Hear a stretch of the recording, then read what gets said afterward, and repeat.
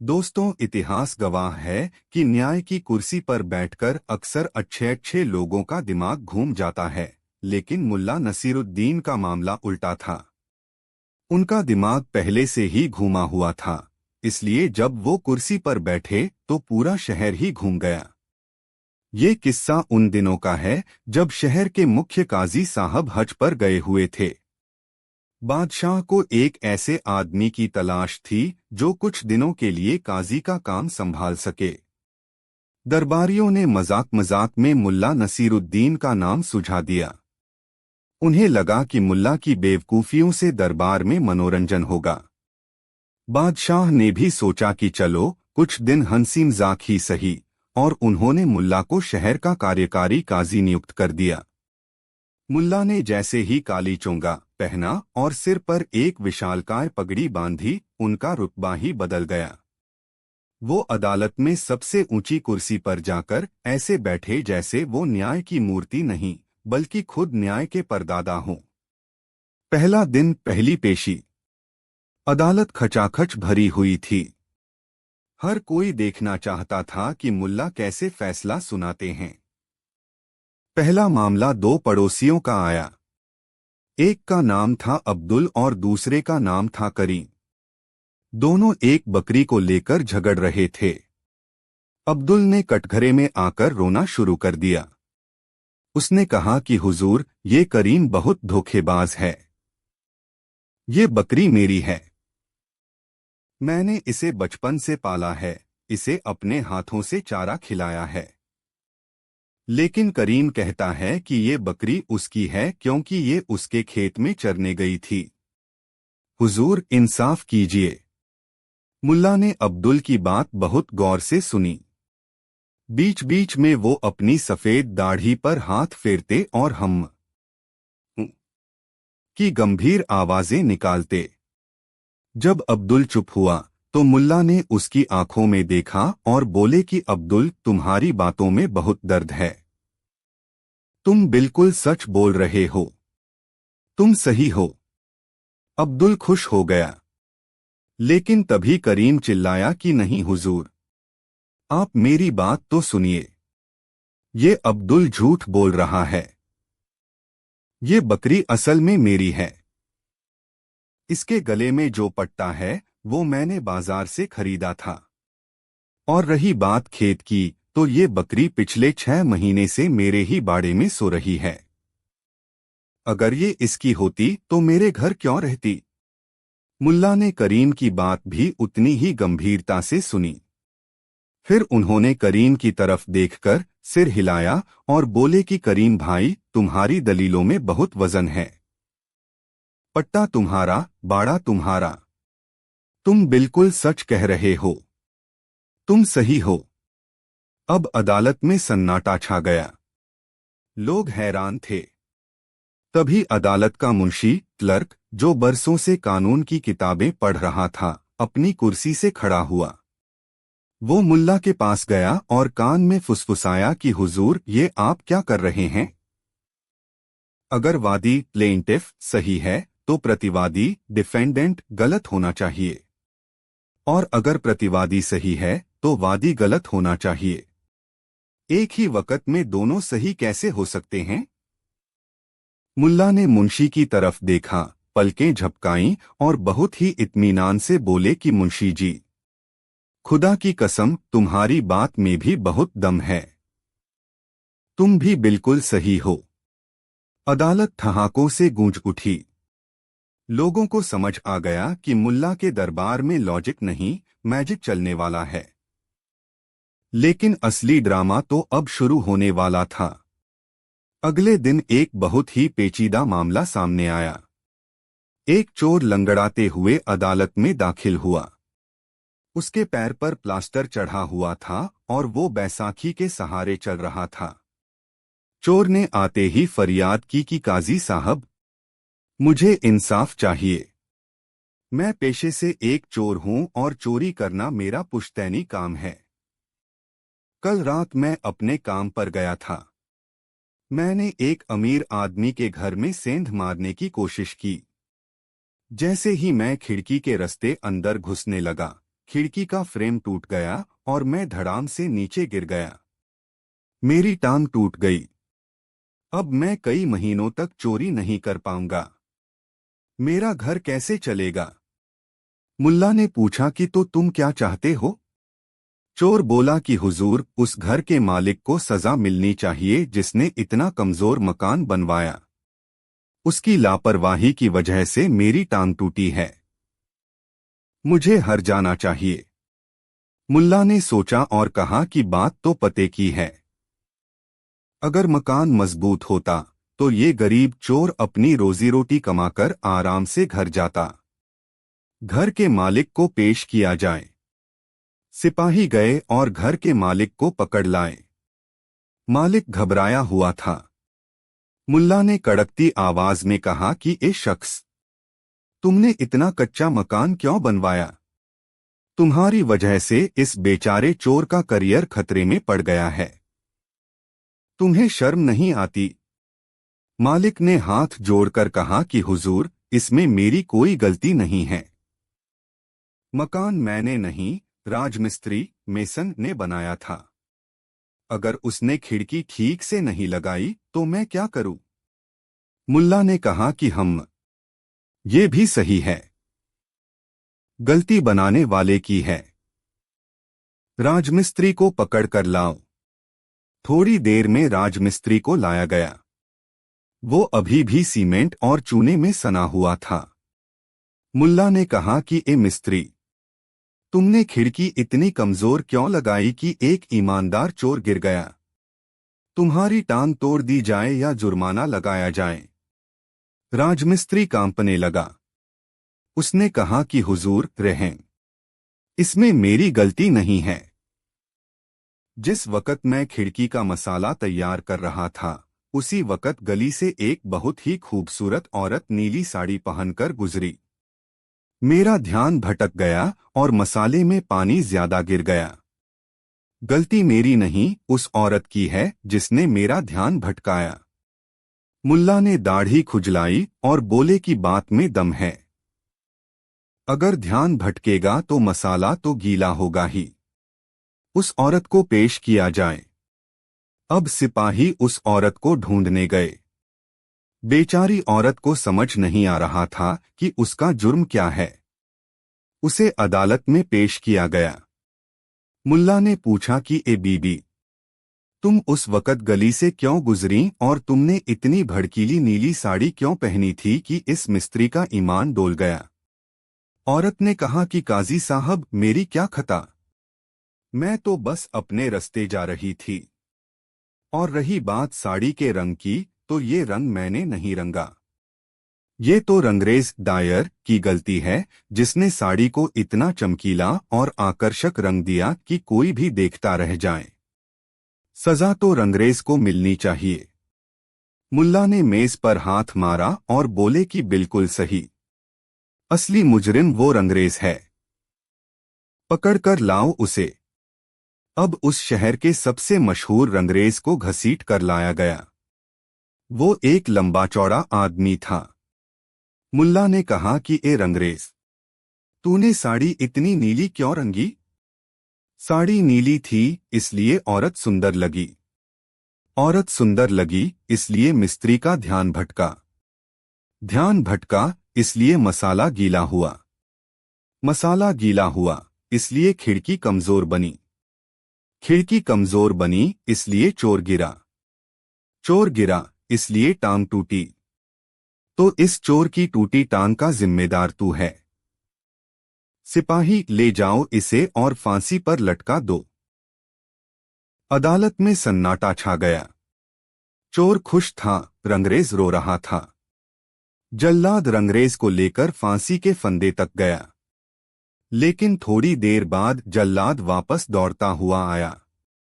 उसने कहा कि हुजूर, एक समस्या है। मुल्ला ने पूछा कि अब क्या हुआ?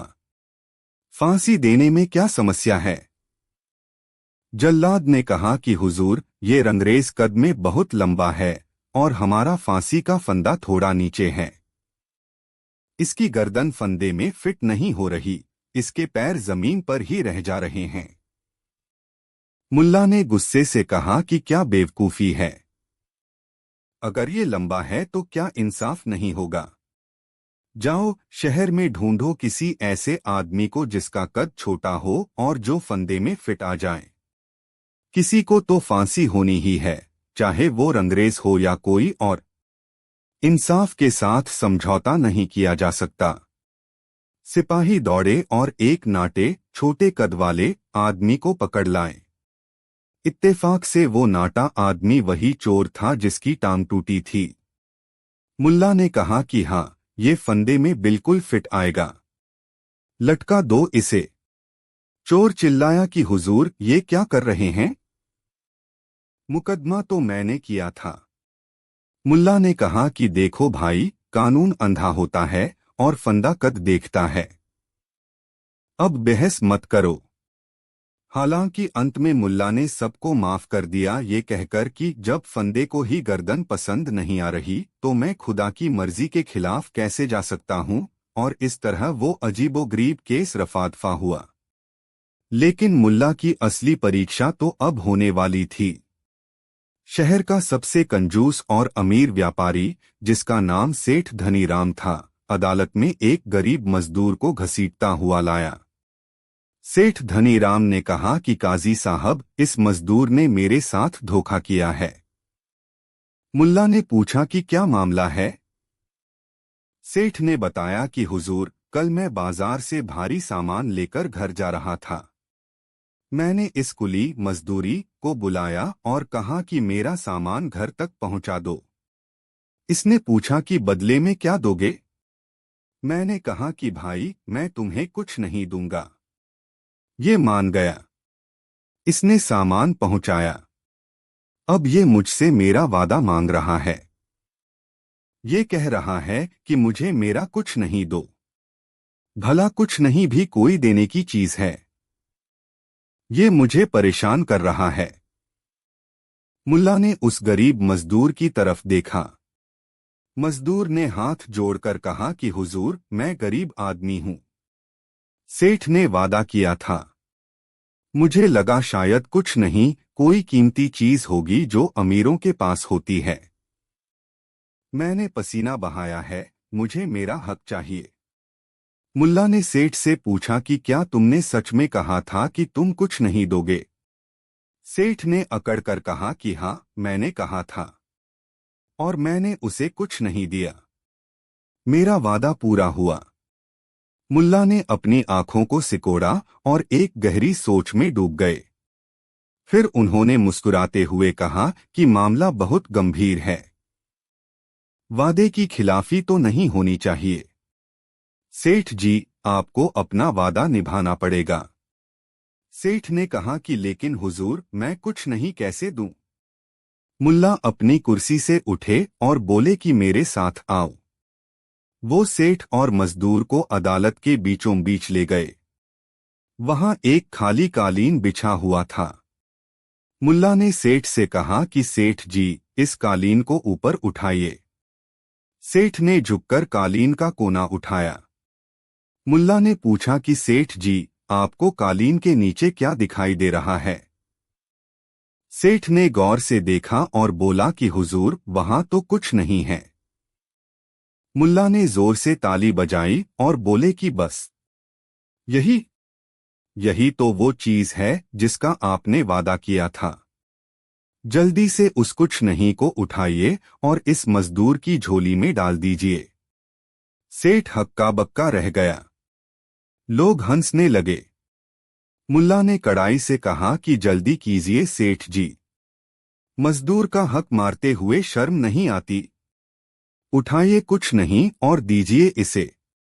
सेठ को समझ आ गया कि मुल्ला उसका मजाक बना रहे हैं और उसे सबक सिखा रहे हैं। उसने शर्मिंदा होकर अपनी जेब से सोने के 10 सिक्के निकाले और मजदूर को दे दिए और कहा कि भाई, ये ले अपनी मेहनत की कमाई। वो कुछ नहीं मेरे पास ही रहने दे। मजदूर खुश होकर चला गया और मुल्ला की जय जयकार होने लगी। लेकिन मुल्ला के काजी काल का सबसे बेहतरीन किस्सा आखिरी दिन हुआ। इसे परछाई का मुकदमा कहा जाता है। एक दिन एक थकाहारा मुसाफिर मुल्ला की अदालत में आया। उसने शिकायत की कि हुजूर, मैं एक पेड़ की छांव में आराम कर रहा था। वो पेड़ एक सराय के मालिक का है। थोड़ी देर बाद सराय का मालिक आया और मुझसे छांव में बैठने का किराया मांगने लगा। मैंने पैसे देने से मना किया तो उसने मेरा सामान जब्त कर लिया। मुल्ला ने सराय के मालिक को बुलाया। वो एक लालची और झगड़ालू आदमी था। मालिक ने कहा कि काजी साहब, पेड़ मेरा है तो पेड़ की परछाई भी मेरी हुई। अगर कोई मेरी चीज इस्तेमाल करेगा तो किराया तो देना पड़ेगा। मुल्ला ने कहा कि बात तो सही है, प्रॉपर्टी तुम्हारी है। अच्छा बताओ, उस पेड़ की परछाई की कीमत क्या है? मैं उसे खरीदना चाहता हूं ताकि भविष्य में किसी मुसाफिर को दिक्कत न हो। सराय का मालिक खुश हो गया। उसने सोचा मुल्ला बेवकूफ है, परछाई के पैसे दे रहा है। उसने एक बहुत बड़ी रकम मांगी, 500 दीनार। मुल्ला ने तुरंत अपनी जेब से, जो असल में शाही खजाने का पैसा था, 500 दीनार निकाल कर दे दिए। मुल्ला ने कहा कि अब से इस पेड़ की परछाई मेरी है, इस पर तुम्हारा कोई हक नहीं। मालिक ने एग्रीमेंट साइन कर दिया और पैसे लेकर चला गया। वो मन ही मन मुल्ला की बेवकूफी पर हंस रहा था। दोपहर ढलने लगी। सूरज पश्चिम की तरफ जाने लगा। जैसे जैसे सूरज मुड़ा, पेड़ की परछाई लंबी होती गई। बढ़ते बढ़ते वो परछाई सराय के मालिक के घर के आंगन से होती हुई उसके ड्राइंग रूम बैठक तक पहुंच गई। मुल्ला नसीरुद्दीन अपने कुछ दोस्तों और अपने गधे को लेकर सराय के मालिक के घर पहुंच गए। वो सीधे उसके ड्राइंग रूम में घुस गए और वहां अपनी दरी बिछाकर बैठ गए। गधा भी वहीं खड़ा कर दिया। सराय का मालिक चिल्लाया कि ए मुल्ला, ये क्या बदतमीजी है? तुम मेरे घर में बिना इजाजत कैसे घुस आए? और ये गधा यहां क्या कर रहा है? मुल्ला ने एग्रीमेंट का कागज निकाला और बोले कि शांत रहो भाई। कागज देखो, ये पेड़ की परछाई अब मेरी कानूनी संपत्ति है। तुम देख नहीं रहे कि परछाई अब तुम्हारे कमरे में आ गई है। जहां जहां मेरी परछाई जाएगी वहां वहां मैं जाऊंगा। ये मेरी जगह है। अगर तुम्हें दिक्कत है तो अपनी दीवारें हटा लो। मालिक ने कहा कि लेकिन ये तो मेरा घर है। मुल्ला ने कहा कि घर तुम्हारा होगा, लेकिन फर्श फ्लोर पर जो परछाई है वो मेरी है। और मैं अपनी परछाई पर गधे को खड़ा करूं या खुद नाचूं, तुम्हें बोलने का कोई हक नहीं। थोड़ी देर बाद मुल्ला ने अपने दोस्तों से कहा कि अरे भाई, भूख लगी है, चलो यहीं खाना बनाते हैं। उन्होंने वहीं कमरे के बीच में चूल्हा जलाने की तैयारी शुरू कर दी। धुआं पूरे घर में भरने लगा। सराय का मालिक रोने लगा। उसके घरवाले परेशान हो गए। परछाई अब और लंबी होकर किचन तक पहुंचने वाली थी। मालिक ने हाथ जोड़कर कहा कि मुल्ला जी, माफ कर दो, अपनी परछाई वापस ले लो। मुल्ला ने कहा कि नहीं भाई, सौदा तो हो चुका है, अब मैं तो यहीं रहूंगा। रात को चांद निकलेगा तो परछाई शायद तुम्हारे बेडरूम तक जाए, तब मैं वहां सोऊंगा। मालिक ने गिड़गिड़ाते हुए कहा कि मुल्ला जी, मैं आपको आपके 500 दीनार वापस करता हूं। मुल्ला ने कहा कि नहीं, अब तो रेट बढ़ गया है। प्रॉपर्टी के दाम 1 घंटे में डबल हो गए हैं। अब मैं 1000 दीनार लूंगा। मरता क्या न करता। सराय के मालिक ने रोते धोते 1000 दीनार गिनकर मुल्ला को दिए। मुल्ला ने पैसे लिए, एग्रीमेंट फाड़ा और अपने गधे के साथ बाहर निकल गए। बाद में मुल्ला ने वो 1000 दीनार उस मुसाफिर और शहर के गरीबों में बांट दिए। उस दिन के बाद शहर में किसी ने भी गरीब मुसाफिरों को तंग करने की हिम्मत नहीं की। कुछ दिनों बाद असली काजी साहब हज से वापस आ गए। उन्होंने सुना कि मुल्ला ने क्या क्या गुल खिलाए हैं। वो अपना सिर पकड़कर बैठ गए। मुल्ला ने अपनी पगड़ी उतारी, उन्हें सौंपी और बोले कि काजी साहब कुर्सी संभालिए। इंसाफ करना बहुत आसान है, बस किताब के पन्नों से ज्यादा इंसान की नीयत पढ़नी आनी चाहिए। और इस तरह मुल्ला नसीरुद्दीन का काजी वाला कार्यकाल समाप्त हुआ। लोग आज भी उनके उन फैसलों को याद करके हंसते हैं और सोचते हैं कि काश हर अदालत में एक मुल्ला नसीरुद्दीन होता तो शायद दुनिया में गम कम और हंसी ज्यादा होती।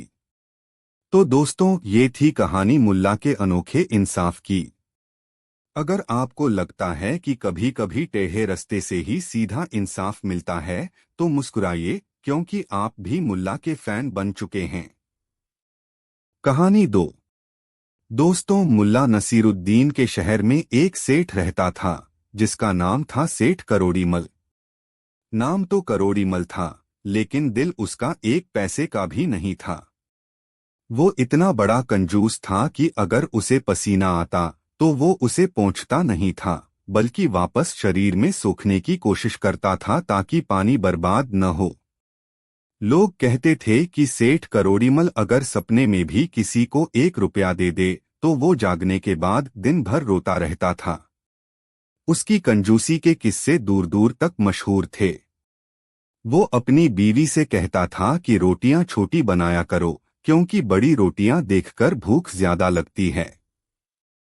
मुल्ला नसीरुद्दीन अक्सर बाजार में सेठ करोड़ीमल को देखते थे। सेठ दुकानदारों से एक एक पैसे के लिए झगड़ता, सब्जियों के साथ मुफ्त का धनिया और मिर्च मांगता और अगर दुकानदार मना कर देता तो धनिया के पत्ते ही तोड़कर जेब में रख लेता। मुल्ला को लगता था कि इस आदमी के पास इतना पैसा है, लेकिन जीने का सलीका बिल्कुल नहीं है। इसे एक सबक सिखाना तो बनता है। किस्सा शुरू होता है एक कड़ाके की सर्दी वाली दोपहर से। सेठ करोड़ीमल अपनी दुकान पर बैठा मक्खियां मार रहा था, मुहावरे वाली नहीं, असली मक्खियां, ताकि वो चीनी के दानों पर न बैठें। तभी वहां एक गरीब लकड़हारा आया। लकड़हारा बहुत भूखा था। सेठ की दुकान के पास ही एक भठियारे रसोइये की दुकान थी जहां कबाब और रोटियां बन रही थीं। लकड़हारे के पास पैसे नहीं थे, इसलिए वो भठियारे की दुकान के बाहर खड़ा होकर धुएं की खुशबू लेने लगा। उसने अपनी सूखी रोटी निकाली और उसे धुएं के ऊपर ऐसे पकड़ा जैसे धुएं से ही रोटी में स्वाद आ जाएगा। सेठ करोड़ीमल अपनी गद्दी से ये सब देख रहा था। जैसे ही लकड़हारा अपनी रोटी खाकर जाने लगा, सेठ कूदकर बाहर आया और लकड़हारे का हाथ पकड़ लिया।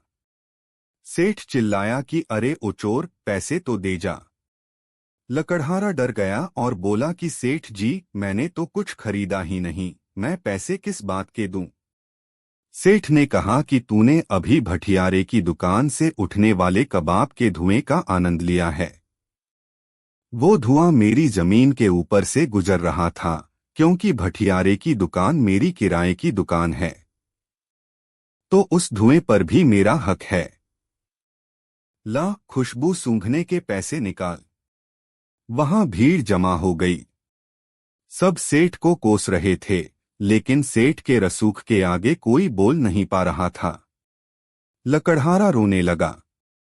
तभी भीड़ को चीरते हुए मुल्ला नसीरुद्दीन वहां पहुंचे। उन्होंने माजरा पूछा। सेठ ने अकड़कर कहा कि मुल्ला, इसने मेरी जायदाद की खुशबू चुराई है, इसे पैसे तो देने होंगे। मुल्ला ने लकड़हारे को शांत कराया और सेठ से बोले कि सेठ जी, आप बिल्कुल सही कह रहे हैं। व्यापार तो व्यापार है, खुशबू के पैसे तो बनते हैं। भीड़ हैरान रह गई कि मुल्ला सेठ का पक्ष क्यों ले रहे हैं। सेठ खुश हो गया कि चलो मुल्ला भी समझदार हो गया है। मुल्ला ने लकड़हारे से पूछा कि तुम्हारे पास पैसे हैं? लकड़हारे ने अपनी जेब से चंद सिक्के निकाले और मुल्ला की हथेली पर रख दिए। मुल्ला ने सेठ को पास बुलाया और बोले कि सेठ जी, कान पास लाइए, अपना भुगतान लीजिए। सेठ ने सोचा मुल्ला सिक्के देगा। मुल्ला ने अपने दोनों हाथों को मिलाकर उन सिक्कों को सेठ के कान के पास जोर जोर से हिलाया। छन छन छन छन सिक्कों की खनक गूंज उठी। मुल्ला ने फिर सिक्के लकड़हारे को वापस दे दिए और बोले कि जाओ भाई, तुम्हारा कर्ज उतर गया। सेठ गुस्से से लाल हो गया और चिल्लाया कि ये क्या मजाक है मुल्ला, पैसे कहाँ हैं? मुल्ला ने मुस्कुराते हुए कहा कि सेठ जी, हिसाब बिल्कुल बराबर है। इस गरीब ने आपके कबाब की खुशबू सूंघी और आपने इसके पैसों की आवाज सुनी। न खुशबू पेट में गई, न आवाज तिजोरी में गई। बात खत्म। भीड़ ठहाके लगाकर हंस पड़ी और सेठ अपना सा मुंह लेकर दुकान में घुस गया। लेकिन सेठ के दिल में मुल्ला के लिए नफरत बैठ गई। उसने ठान लिया कि वो मुल्ला को नीचा दिखाकर रहेगा, लेकिन उसे नहीं पता था कि वो किससे पंगा ले रहा है। कुछ दिन बीते। मुल्ला ने सोचा कि सेठ को अब एक बड़ा झटका देना चाहिए ताकि इसकी लालच की बीमारी की जड़ पर चोट लगे। मुल्ला ने एक योजना बनाई। एक शाम मुल्ला सेठ करोड़ीमल के घर पहुंचे। चेहरे पर बहुत ही विनम्र भाव था। मुल्ला ने कहा कि सेठ जी, कल मेरे घर कुछ खास मेहमान आ रहे हैं। मुझे खाना पकाने के लिए एक बड़े पतीले, देगची की जरूरत है। क्या आप एक दिन के लिए अपना बड़ा तांबे का पतीला उधार दे सकते हैं? सेठ पहले तो मना करने वाला था, लेकिन उसने सोचा कि मुल्ला की बेइज्जती करने का ये अच्छा मौका है। अगर पतीला थोड़ा भी गंदा हुआ या देर से मिला तो मैं इससे हर्जाना वसूलूंगा। सेठ ने अपना सबसे भारी पतीला मुल्ला को दे दिया। मुल्ला पतीला ले गए। अगले दिन शाम को मुल्ला सेठ के घर वापस आए। उनके एक हाथ में वो बड़ा पतीला था और दूसरे हाथ में एक छोटा सा नन्हा सा तांबे का पतीला था। मुल्ला ने दोनों पतीले सेठ के सामने रख दिए। सेठ ने पूछा कि ये छोटा पतीला किसका है? मेरा तो सिर्फ बड़ा वाला था। मुल्ला ने बहुत ही भोलेपन से कहा कि सेठ जी, मैं आपको खुशखबरी देना तो भूल ही गया। कल रात जब आपका पतीला मेरे घर पर था तो उसे प्रसव पीड़ा हुई और उसने इस छोटे से प्यारे बच्चे को जन्म दिया। चूंकि बड़ा पतीला आपका है तो धर्म के अनुसार उसके बच्चे पर भी आपका ही हक बनता है। मुबारक हो, आप नाना बन गए। सेठ की आंखों में लालच चमक उठा। उसने सोचा मुल्ला पागल है, पतीले कहीं बच्चे देते हैं। लेकिन तांबे का एक छोटा पतीला मुफ्त में मिल रहा था, और कंजूस आदमी के लिए मुफ्त का जहर भी अच्छा होता है। सेठ ने कहा कि हाँ हाँ मुल्ला, तुम बहुत ईमानदार आदमी हो। ठीक है, मैं बच्चे को रख लेता हूँ। सेठ ने दोनों पतीले रख लिए और मुल्ला को धन्यवाद दिया। मुल्ला मुस्कुराते हुए चले गए। सेठ अपनी पत्नी से बोला कि देखा, लोग कहते हैं मुल्ला अक्लमंद है, अरे वो तो महामूर्ख है। एक पतीला देकर गया है। एक हफ्ता बीत गया। मुल्ला फिर सेठ के पास पहुंचे। इस बार उनके चेहरे पर थोड़ी घबराहट थी। मुल्ला बोले कि सेठ जी, मुझे माफ करें, फिर से कष्ट दे रहा हूं। कल मेरे घर फिर एक बहुत बड़ी दावत है। दूर देश से मेहमान आ रहे हैं। क्या आप अपना वो सबसे बड़ा वाला भगोना, जिसमें 100 आदमियों का खाना बनता है, उधार दे सकते हैं? सेठ ने मन ही मन सोचा कि पिछली बार पतीला ले गया था तो एक छोटा पतीला साथ आया था। इस बार भगोना ले जाएगा तो कम से कम एक कड़ाही तो बच्चा देगी ही। बड़ा भगोना, बड़ा बच्चा। सेठ ने तुरंत अपने नौकरों से कहा कि मुल्ला जी को सबसे बड़ा और महंगा भगोना दे दो। मुल्ला भगोना सिर पर रखकर ले गए। सेठ पूरी रात सपने देखता रहा कि कल मुल्ला वापस आएगा तो भगोने के साथ क्या लाएगा। शायद लोटा या थाली या फिर एक और छोटा भगोना। एक दिन बीता, 2 दिन बीते, 3 दिन बीत गए। मुल्ला भगोना लौटाने नहीं आए।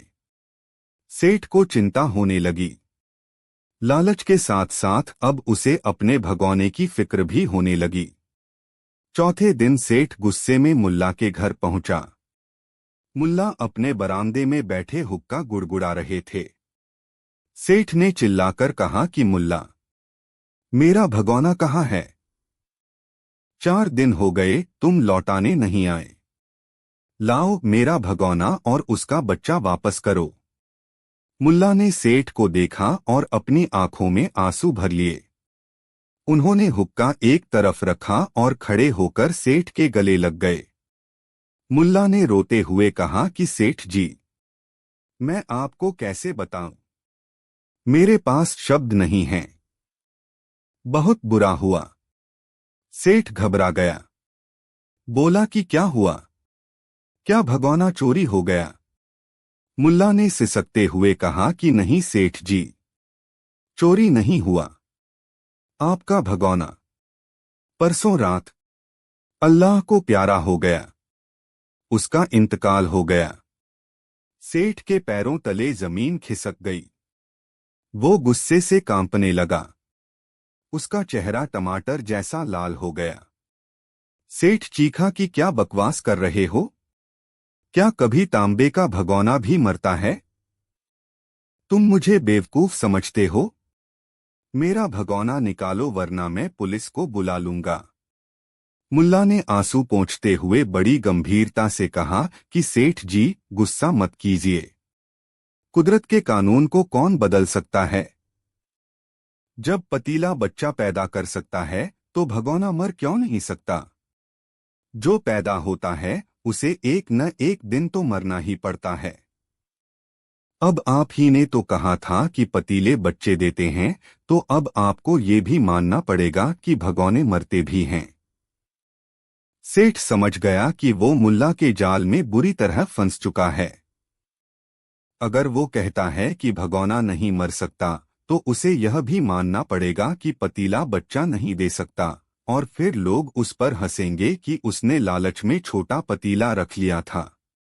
सेठ अपना सिर पीटते हुए वहां से चला गया। उसे अपना बड़ा महंगा भगोना खोना पड़ा। पूरे शहर में खबर फैल गई कि कैसे मुल्ला ने सेठ के ही लालच को हथियार बनाकर उसे मात दी। लेकिन सेठ मानने वाला नहीं था। उसने तय किया कि वो इसका बदला लेगा। कुछ महीनों बाद शहर में बाढ़ जैसी स्थिति बन गई। नदी का पानी बढ़ गया था। मुल्ला नसीरुद्दीन नदी के किनारे टहल रहे थे। अचानक उन्होंने शोर सुना, बचाओ, बचाओ। मुल्ला दौड़कर वहां गए। देखा तो सेठ करोड़ीमल नदी के गहरे पानी में गिर गए थे और डूब रहे थे। सेठ को तैरना नहीं आता था। वो हाथ पैर मार रहे थे। किनारे पर बहुत सारे लोग जमा थे। लोग चिल्ला रहे थे कि सेठ जी, अपना हाथ दीजिए। सेठ जी, हाथ दीजिए, हम आपको खींच लेंगे। लेकिन सेठ पानी में डूबता उतराता रहा, मगर किसी को हाथ नहीं बढ़ा रहा था। एक आदमी ने अपना हाथ आगे बढ़ाया और कहा कि सेठ जी, हाथ दीजिए। सेठ ने कहा कि नहीं, मैं नहीं दूंगा। लोग हैरान थे। जान जा रही है, लेकिन सेठ देने के नाम पर हाथ भी नहीं बढ़ा रहा। मुल्ला समझ गए कि माजरा क्या है। कंजूस आदमी की एक ही समस्या होती है, वो सिर्फ लेना जानता है, देना शब्द उसकी डिक्शनरी में ही नहीं होता, चाहे वो जान बचाने के लिए हाथ देना ही क्यों न हो। मुल्ला भीड़ को चीरते हुए आगे आए। उन्होंने जमीन पर लेटकर अपना हाथ पानी की तरफ बढ़ाया और जोर से चिल्लाए कि सेठ जी, मेरा हाथ लीजिए। जैसे ही सेठ ने सुना लीजिए, उसका दिमाग सक्रिय हो गया। लेना तो अच्छी बात है। उसने तुरंत मुल्ला का हाथ पकड़ लिया। मुल्ला ने और बाकी लोगों ने मिलकर सेठ को बाहर खींच लिया। सेठ पानी उगल रहा था। जब उसकी सांस में सांस आई तो लोगों ने मुल्ला की तारीफ की। मुल्ला ने सेठ की पीठ थपथपाई और बोले कि सेठ जी, मैंने आपकी जान बचाई है, अब इसका इनाम तो बनता है। सेठ ने सोचा, अरे बाप रे, फिर खर्चा। उसने कहा कि मुल्ला, जान बचाने के लिए शुक्रिया, लेकिन इनाम कैसा? ये तो इंसानियत का फर्ज था। मुल्ला ने कहा कि इंसानियत अपनी जगह है, लेकिन जान की कीमत अपनी जगह है। चलिए, इनाम न सही, लेकिन शहर वालों को एक दावत तो देनी पड़ेगी। आखिर आप मौत के मुंह से वापस आए हैं, सदका देना तो जरूरी है। भीड़ ने भी शोर मचा दिया कि हाँ हाँ सेठ जी, दावत दावत। सेठ फंस गया। उसने सोचा, अगर मना किया तो लोग कहेंगे कि अपनी जान की भी कीमत नहीं लगाता। उसने दुखी मन से हाँ कर दी। तय हुआ कि अगले जुम्मे को सेठ के बागीचे में पूरे मोहल्ले की दावत होगी। सेठ घर गया और हिसाब लगाने लगा कि कैसे सस्ते में निपटाया जाए। उसने सोचा कि सिर्फ खिचड़ी बनवा दूंगा, लेकिन मुल्ला तो मुल्ला थे। वो दावत से एक दिन पहले सेठ के रसोइये से मिले। उन्होंने रसोइये से कहा कि सुनो, सेठ जी ने कहा है कि कंजूसी मत करना। शाही पुलाव, कोरमा, खीर और हलवा बनना चाहिए। अगर सेठ जी पूछें तो कहना कि मुल्ला जी ने अपनी तरफ से कुछ मसाले भिजवाए हैं। रसोइये ने सोचा, सेठ जी का दिल बदल गया है। उसने शाही खाना बना दिया। दावत के दिन जब सेठ ने देखा कि दस्तरख्वान पर खिचड़ी नहीं बल्कि बादाम और काजू वाला पुलाव सजा है, तो उसे चक्कर आने लगा। वो मुल्ला के पास दौड़ा। सेठ ने फुसफुसाते हुए कहा कि मुल्ला, ये क्या है? मैंने तो खिचड़ी के लिए कहा था, मेरा दिवाला निकल जाएगा। मुल्ला ने जोर से ऐलान किया कि भाइयों और बहनों, देखो हमारे सेठ जी कितने दरियादिल हैं। ये कह रहे हैं कि खाने में कोई कमी तो नहीं है। अगर घी कम लगे तो और मंगवा दूं। लोगों ने तालियां बजानी शुरू कर दी। सेठ जी के नारे लगने लगे। सेठ बेचारा अपनी इज्जत बचाने के लिए मुस्कुराता रहा, लेकिन अंदर ही अंदर उसके दिल के टुकड़े हो रहे थे। हर कोई जो कबाब का टुकड़ा खा रहा था, सेठ को लग रहा था जैसे वो उसका कलेजा चबा रहा हो। दावत खत्म होने के बाद सेठ एक कोने में बैठकर रोनी सूरत बनाए हुए था। मुल्ला उसके पास गए और बोले कि सेठ जी, क्यों उदास बैठे हो? देखो, लोग आपकी कितनी तारीफ कर रहे हैं। आज आपने दौलत गंवाई है, लेकिन इज्जत कमाई है। सेठ ने चिढ़कर कहा कि मुल्ला, तेरी वजह से आज मेरा खजाना खाली हो गया। पहले वो भगोना और आज ये दावत। तू मेरा दुश्मन है। मुल्ला हंसे और बोले कि सेठ जी, मैं दुश्मन नहीं, आपका डॉक्टर हूं। सेठ ने पूछा कि डॉक्टर, वो कैसे? मुल्ला ने कहा कि आपको एक बहुत खतरनाक बीमारी थी जिसका नाम है कंजूसी। ये बीमारी आदमी को चैन से जीने नहीं देती। आज इस दावत ने आपकी उस बीमारी का थोड़ा इलाज कर दिया है। देखो, आपके चेहरे पर कितना खून बढ़ गया है, चाहे वो गुस्से से ही क्यों न हो। और याद रखिएगा सेठ जी, कफन में जेब नहीं होती और ऊपर वाला बैंक बैलेंस नहीं बल्कि कर्मों का बैलेंस देखता है। सेठ मुल्ला की बात सुनकर सन्न रह गया। उसे पहली बार एहसास हुआ कि मुल्ला सिर्फ मजाक नहीं करता बल्कि सच भी बोलता है।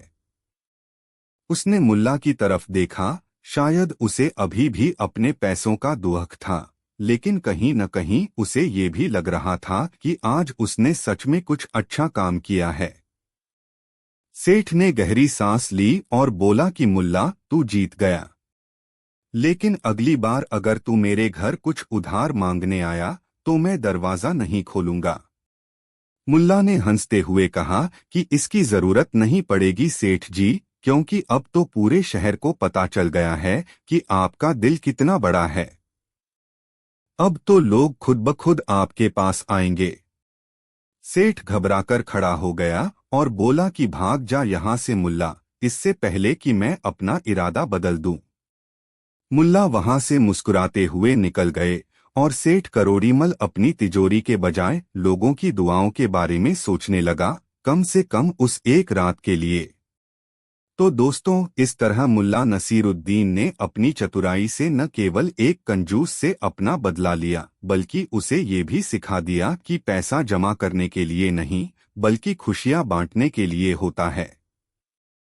अगर आपके आसपास भी कोई ऐसा सेठ करोड़ीमल हो, तो उसे ये कहानी जरूर सुनाइएगा। क्या पता उसका भी दिल पिघल जाए, या कम से कम आपको एक दावत तो मिल ही जाए। हंसते रहिए और खुशियां बांटते रहिए। कहानी 3। दोस्तों, दुनिया में अक्लमंद तो बहुत हुए, लेकिन मुल्ला नसीरुद्दीन जैसा अक्लमंद बेवकूफ कोई नहीं हुआ। उनकी बातें ऊपर से तो हंसाती हैं, लेकिन अंदर से गहरा ज्ञान दे जाती हैं। आज हम आपको सुनाने जा रहे हैं मुल्ला की जिंदगी का वो किस्सा, जिस दिन उन्होंने पूरे शहर को पागल कर दिया था। कुर्सी की पेटी बांध लीजिए, क्योंकि हंसते हंसते लोटपोट होने की गारंटी है। सुबह का सुहाना वक्त था। मुल्ला नसीरुद्दीन अपने बिस्तर पर गहरी नींद में खर्राटे ले रहे थे। खर्राटे भी ऐसे कि जैसे कोई पुराना ट्रैक्टर स्टार्ट होने की कोशिश कर रहा हो। तभी उनकी बेगम साहिबा फातिमा भी हाथ में झाड़ू लिए कमरे में दाखिल हुई। बेगम ने चिल्लाते हुए कहा कि अरे ओ मुल्ला जी, उठ जाओ। सूरज सिर पर चढ़ाया है और तुम अभी तक सपनों में पुलाव पका रहे हो। मुल्ला ने एक आंख खोली और बड़ी मासूमियत से बोले कि अरे भाग्यवान, पुलाव पक ही रहा था कि तुमने जगा दिया। अब कम से कम खुशबू तो सूंघ लेने देती। बेगम ने घूर कर देखा और कहा कि उठो, आज तुम्हें बाजार जाना है। घर में राशन खत्म है और वो पड़ोस के सेठ जी को उनका बर्तन भी वापस करना है। मुल्ला गिरते पड़ते उठे, मुंह धोया और अपनी पगड़ी बांधने लगे। लेकिन जल्दी में पगड़ी ऐसी बांधी कि एक सिरा कान के ऊपर लटक रहा था और दूसरा आंख के सामने। खैर, मुल्ला तैयार होकर बाहर निकले। बाहर उनका वफादार गधा खड़ा था। मुल्ला ने गधे की तरफ देखा और गधे ने मुल्ला की तरफ। दोनों की आंखों में एक समझदारी थी। शायद दोनों सोच रहे थे कि आज कौन ज्यादा बेवकूफी करेगा। मुल्ला गधे पर चढ़े, लेकिन उल्टे। जी हाँ, उनका चेहरा गधे की पूंछ की तरफ था और पीठ गधे के सिर की तरफ। जैसे ही वो गली से गुजरे, लोग उन्हें देखकर हंसने लगे। बच्चे तालियां बजाने लगे और कहने लगे कि देखो देखो, मुल्ला पागल हो गया, गधे पर उल्टा बैठा है। भीड़ में से एक समझदार आदमी ने पूछ ही लिया कि मुल्ला जी, माफ करना, लेकिन आप गधे पर उल्टे क्यों बैठे हैं? मुल्ला ने अपनी सफेद दाढ़ी पर हाथ फेरा और बड़े गंभीर होकर बोले कि भाई, बात दरअसल ये है कि अगर मैं सीधा बैठता तो मेरी पीठ तुम्हारी तरफ होती, जो कि बदतमीजी है। और अगर तुम मेरे आगे चलते तो तुम्हारी पीठ मेरी तरफ होती, वो भी बदतमीजी होती।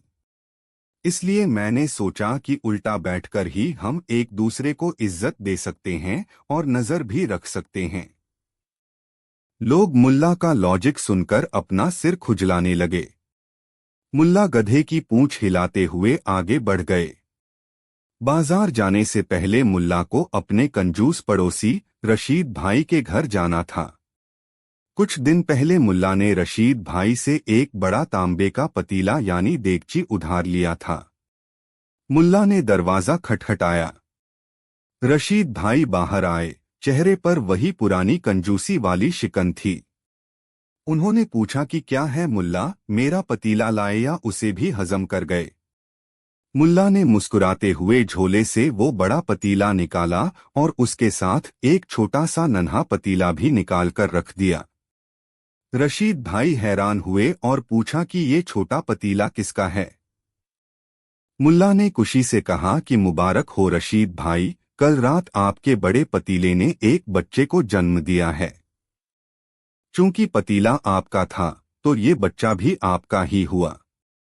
रशीद भाई के मन में लालच का लड्डू फूटा। उसने सोचा मुल्ला सठिया गया है, लेकिन मुफ्त का माल किसे बुरा लगता है। उसने खुश होकर दोनों पतीले रख लिए। मुल्ला बाजार चले गए। एक हफ्ते बाद मुल्ला फिर रशीद भाई के पास गए और कहा कि रशीद भाई, आज आपके घर बड़ी दावत है, क्या वो बड़ा वाला पतीला दोबारा मिल सकता है? रशीद ने सोचा कि पिछली बार पतीले ने बच्चा दिया था, क्या पता इस बार जुड़वा बच्चे दे दे। उसने झट से सबसे बड़ा और महंगा पतीला मुल्ला को दे दिया। 2 दिन बीते, 4 दिन बीते, हफ्ता बीत गया। मुल्ला पतीला लौटाने नहीं आए। रशीद भाई गुस्से में मुल्ला के घर पहुंचे। उन्होंने चिल्लाकर कहा कि अरे ओ मुल्ला, मेरा पतीला कहाँ है? मुल्ला बाहर आए, आंखों में आंसू थे। उन्होंने गमगीन आवाज में कहा कि रशीद भाई, मैं आपको कैसे बताऊं, मुझे बहुत अफसोस है। रशीद चिल्लाया कि क्या हुआ, पतीला कहाँ है? मुल्ला ने सर झुका लिया और कहा कि भाई, आपका पतीला मर गया। रशीद का चेहरा लाल हो गया। उसने कहा कि क्या बकवास कर रहे हो? क्या कभी तांबे का पतीला भी मरता है? तुम मुझे बेवकूफ समझते हो? मुल्ला ने शांति से जवाब दिया कि जब पतीला बच्चा पैदा कर सकता है तो वो मर क्यों नहीं सकता। रशीद भाई अपना माथा पीट कर रह गए और मुल्ला वहां से मुस्कुराते हुए आगे बढ़ गए। दोपहर हो चुकी थी। मुल्ला को शहर के सबसे अमीर व्यापारी के यहाँ दावत का न्योता था। मुल्ला तो थे ही मस्तमौला, वो अपने गंदे पुराने कपड़ों में ही दावत खाने पहुंच गए। दरवाजे पर दरबान ने उन्हें रोक लिया और कहा कि हटो हटो, यहाँ भिखारियों के लिए खाना नहीं है। मुल्ला ने कहा कि अरे भाई, मुझे न्योता मिला है, मैं मुल्ला नसीरुद्दीन हूँ। लेकिन किसी ने उनकी एक न सुनी। अमीर मेहमान अच्छे कपड़ों में अंदर जा रहे थे, लेकिन मुल्ला को धक्के मारकर भगा दिया गया। मुल्ला घर वापस आए। उन्होंने नहाया धोया, अपना सबसे कीमती रेशमी चोगा पहना, सिर पर नई पगड़ी बांधी और इत्र छिड़का। अब वो किसी नवाब से कम नहीं लग रहे थे। वो वापस दावत में पहुंचे।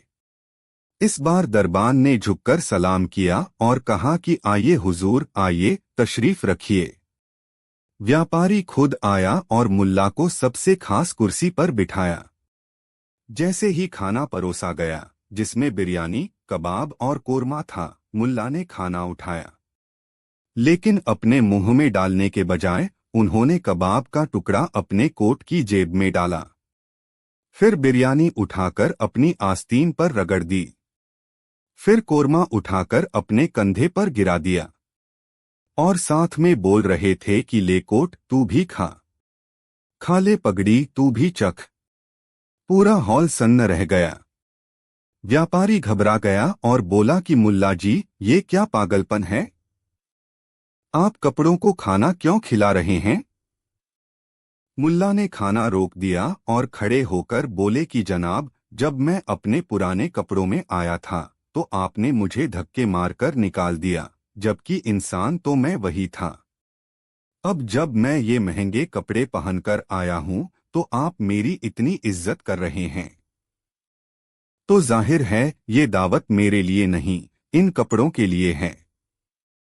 इसलिए मैं इन्हें ही खाना खिला रहा हूं। व्यापारी शर्म से पानी पानी हो गया और मुल्ला ने वहां मौजूद सभी को एक बड़ा सबक सिखा दिया। दावत के बाद नमाज का वक्त हो गया। लोग मस्जिद में इकट्ठा थे। मुल्ला नसीरुद्दीन को मिंबर यानी भाषण देने की जगह पर बुलाया गया। मुल्ला ऊपर चढ़े। पूरी मस्जिद खचाखच भरी थी। मुल्ला ने भीड़ की तरफ देखा और पूछा कि ऐ लोगों, क्या तुम जानते हो कि आज मैं तुम्हें क्या बताने वाला हूं? सारे लोगों ने एक सुर में कहा कि नहीं। मुल्ला ने गुस्से से कहा कि जब तुम्हें पता ही नहीं कि मैं क्या कहने वाला हूं तो मैं अपना वक्त ऐसे जाहिलों पर क्यों बर्बाद करूं? और मुल्ला नीचे उतरकर चले गए। लोग हैरान रह गए। उन्होंने तय किया कि अगली बार मुल्ला को जाने नहीं देंगे। अगले हफ्ते फिर मुल्ला आए। उन्होंने फिर वही सवाल पूछा कि ऐ लोगों, क्या तुम जानते हो कि मैं क्या कहने वाला हूं? इस बार लोगों ने चालाकी दिखाई और सब चिल्लाए कि हाँ, हम जानते हैं। मुल्ला मुस्कुराए और बोले कि माशाअल्लाह, जब तुम सब जानते ही हो तो फिर मेरे बताने की क्या जरूरत। और वो फिर उतर कर चले गए। लोग अब परेशान हो गए। उन्होंने आपस में मीटिंग की। तय हुआ कि अगली बार आधे लोग हाँ बोलेंगे और आधे ना। तीसरे हफ्ते मुल्ला फिर मिंबर पर चढ़े। सवाल वही था कि क्या तुम जानते हो मैं क्या कहने वाला हूं? योजना के मुताबिक दाईं तरफ के लोग चिल्लाए कि हाँ, हम जानते हैं। और बाईं तरफ के लोग चिल्लाए कि नहीं, हम नहीं जानते। मुल्ला ने अपनी दाढ़ी पर हाथ फेरा, आंखों में चमक आई और बोले कि बहुत खूब, तो जो लोग जानते हैं वो उन लोगों को बता दें जो नहीं जानते। और मुल्ला जी वहां से फिर निकल लिए। पूरी मस्जिद ठहाकों से गूंज उठी। शाम हो रही थी। मुल्ला बाजार से 9 गधे लेकर अपने गांव की तरफ लौट रहे थे। उन्हें एक गधा अपने लिए रखना था और बाकी बेचने थे। वो एक गधे पर बैठ गए और बाकी 8 गधे उनके पीछे चल रहे थे। रास्ते में मुल्ला को ख्याल आया कि कहीं कोई गधा खो न गया हो। उन्होंने गधे पर बैठे बैठे ही गिनती शुरू की। 1, 2, 3, 8। मुल्ला का दिल धक से रह गया। 8। लेकिन गधे तो 9 थे। एक गधा कहाँ गया? मुल्ला घबराकर नीचे उतरे। इधर-उधर देखा, झाड़ियों में देखा, लेकिन गधा नहीं मिला। उन्होंने फिर से गिनती की। 1, 2, 3, 9। अरे, 9 गधे पूरे हैं। शुक्र है खुदा का। मुल्ला राहत की सांस लेकर वापस गधे पर चढ़ गए। थोड़ी दूर जाने के बाद उनके मन में फिर शंका हुई। उन्होंने बैठे बैठे फिर गिनती की। 1, 2, 8। फिर से 8। मुल्ला का दिमाग चकरा गया। ये क्या जादू है? नीचे उतरते ही गधा आ जाता है और ऊपर चढ़ते ही गायब हो जाता है। तभी वहां से उनका दोस्त जमाल गुजर रहा था। मुल्ला ने उसे रोका और कहा कि अरे जमाल भाई, मेरी मदद करो, मैं पागल हो जाऊंगा। जब मैं नीचे खड़ा होता हूं तो 9 गधे दिखते हैं, लेकिन जब मैं ऊपर बैठता हूं तो 8 ही रह जाते हैं। क्या कोई भूत है? जमाल ने एक नजर गधों पर डाली और एक नजर मुल्ला पर। फिर हंसते हुए बोला कि मुल्ला जी, गधे 9 नहीं 10 हैं। मुल्ला बोले कि क्या? 10वां कहाँ है? जमाल ने कहा कि 8 गधे तो आपके पीछे खड़े हैं, 9वां वो है जिस पर आप बैठे हैं, और 10वां गधा वो है जो उसके ऊपर बैठकर गिनती भूल गया है। मुल्ला भी अपनी बेवकूफी पर जोर से हंसे और पैदल ही घर की तरफ चल दिए ताकि गधे पूरे रहें। रात हो चुकी थी। मुल्ला अपने घर के बाहर स्ट्रीट लाइट यानी लैंप पोस्ट के नीचे कुछ ढूंढ रहे थे। वो जमीन पर झुककर मिट्टी में हाथ मार रहे थे। एक राहगीर ने पूछा कि मुल्ला जी, इतनी रात को क्या ढूंढ रहे हैं? मुल्ला ने कहा कि मेरे घर की चाबी खो गई है। राहगीर अच्छा इंसान था, वो भी मदद करने लगा। थोड़ी देर बाद 2-4 लोग और आ गए। सब मिलकर चाबी ढूंढने लगे। आधे घंटे तक मेहनत करने के बाद भी चाबी नहीं मिली। राहगीर ने थककर पूछा कि मुल्ला जी, जरा याद करके बताइए, चाबी ठीक कहाँ गिरी थी? मुल्ला ने उंगली उठाकर अंधेरे में अपने घर की तरफ इशारा किया और कहा कि चाबी वहां घर के अंदर बेसमेंट में गिरी थी। लोग गुस्से से पागल हो गए और बोले कि अरे मुल्ला, जब चाबी वहां गिरी थी तो यहाँ बाहर सड़क पर क्यों ढूंढ रहे हो? मुल्ला ने बड़ी मासूमियत से जवाब दिया कि अरे बेवकूफों, वहां बेसमेंट में बहुत अंधेरा है और यहाँ लैंप पोस्ट के नीचे उजाला है, इसलिए मैं उजाले में ढूंढ रहा हूं। लोगों ने अपना सिर पीट लिया और वहां से चले गए। तो दोस्तों, ऐसे थे हमारे मुल्ला नसीरुद्दीन। उनकी चाबी वाली बात हमें हंसाती तो है, लेकिन सोचिए, क्या हम सब भी यही नहीं करते? खुशियां हमारे अंदर हैं यानी अंधेरे में, और हम उन्हें बाहर दुनिया की चकाचौंध यानी उजाले में ढूंढते हैं। मुल्ला की हर बेवकूफी में जिंदगी का एक बड़ा सच छुपा होता है। मुल्ला उस रात घर गए, बेगम की डांट खाई, लेकिन उनके चेहरे पर एक मुस्कान थी, क्योंकि वो जानते थे कि दुनिया को ज्यादा गंभीरता से लेने का कोई फायदा नहीं। आखिरकार यहाँ से जिंदा बचकर तो कोई जाने वाला है नहीं। कहानी 4। ये कहानी है उस दौर की जब सल्तनत की शानो शौकत अपने चरम पर थी। बादशाह सलामत, जिनका नाम तो इतिहास के पन्नों में सोने से लिखा गया था, अपने भव्य दरबार में तशरीफ फरमा थे। चारों ओर रेशम के पर्दे, सोने के खंभे और कीमती पत्थरों की जड़ाई आंखों को चकाचौंध कर रही थी।